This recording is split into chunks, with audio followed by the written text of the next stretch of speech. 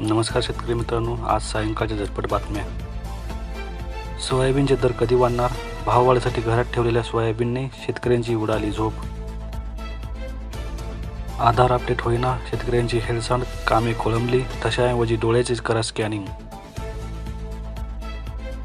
सोलापूरचे तापमान 38 अंशावर पोहोचले. कधी कडक ऊन तर कधी ढगाळ हवामान. 24 वर्षापूर्वीच्या रेशन गहू घोटाळ्यात 7 आरोपी दोषी. तत्कालीन उपजिल्हाधिकारी, पुरवठा अधिकाऱ्यांना शिक्षा. श्री प्रकट दिनानिमित्त 600च्या वर भजनी दिंड्यांचे संत नगरीत आगमन. शेगावात विविध कार्यक्रमांचे आयोजन. वाशिम बाजार समितीत 6 जिल्ह्यात डंका. शेतमालाची दैनंदिन होते विक्रमी आवक. बेघरांना जागा मिळाली. बँड लावून घरकुलाचे काम सुरू. सुकटी येथे होते 86 घरांचे उद्दिष्ट. सुरतच्या बाजारपेठेत भाव खातो बहारचा लिंबू. 2200 ते 2400 प्रति कॅरेटचा भाव.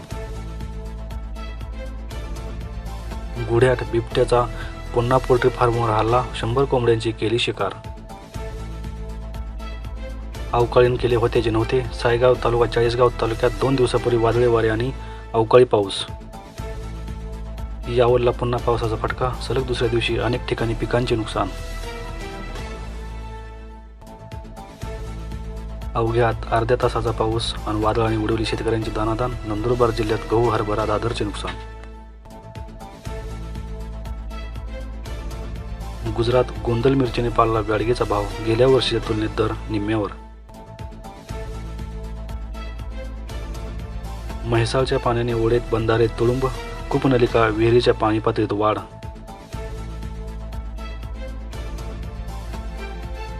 किराणा दुकानासाठी 85% अनुदान. एकात्मिक आदिवासी विकास प्रकल्प अधिकारी कार्यालयामार्फत योजना. खटावमध्ये रब्बी पिकांच्या मळणीची लगबग सुरू.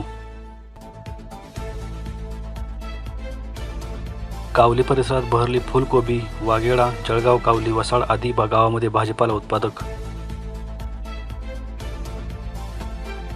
पहिला हप्ता मिळाला. घरकुलांच्या कामांची स्पीड वाढणार. मोदी आवास योजना. भंडारा जिल्ह्यात 10,735 लाभार्थी.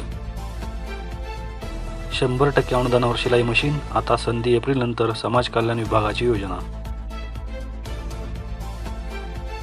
1.5 लाख शेतकऱ्यांना मिळणार बोनस. खरेदी केंद्रावर 96,384 शेतकऱ्यांनी केली धानाची विक्री. गोसेखुर्द धरणाचे पाणी केव्हा मिळणार? हिरवे स्वप्न कोमेजले. 3 वर्षांपासून भूमिगत पाईपलाईनचे काम रखडले. महाराष्ट्रातून 20 मेट्रिक टन केळी पोहोचली मॉस्को शहरात. अपेड्याचा पुढाकार. समुद्रमार्गे रशियाला केळी निर्यात. दूध अनुदान योजना गुरफटली टॅगिंगच्या तंत्रजालात. टॅगिंग अभावी गेल्या महिन्यातील 230 कोटी रुपयांचे अनुदान थकीत.